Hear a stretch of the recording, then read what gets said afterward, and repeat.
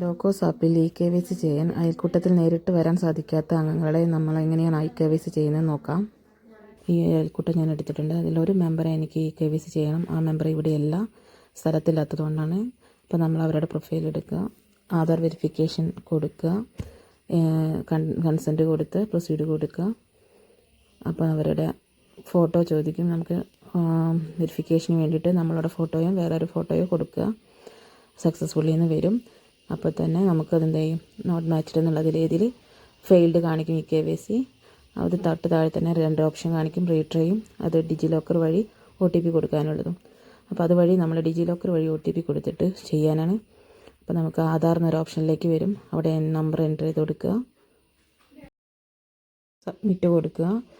OTP വരും. OTP enter ചെയ്യുക, verify ചെയ്യുക. അപ്പോൾ നമ്മൾ നേരെ വേറൊരു ഓപ്ഷനിലേക്ക് വരും. ഇതിൽ നമ്മൾ എന്ത് ചെയ്യുക, ലോക്കോസ് ഐഡൻറ്റിറ്റി മാനേജ്മെൻറ്റ് എല്ലാം കൊടുക്കുക.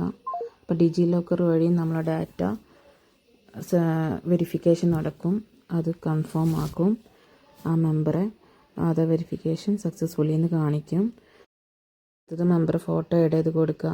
നമ്മൾ ഈ മൊബൈൽ ക്യാപ്ചറിൽ ഈ റൗണ്ടായിട്ട് പച്ച കളർ വരുമ്പോൾ നമുക്ക് ആ ഫോട്ടോ ക്ലിക്ക് ചെയ്തിട്ട് സേവ് ചെയ്യാം.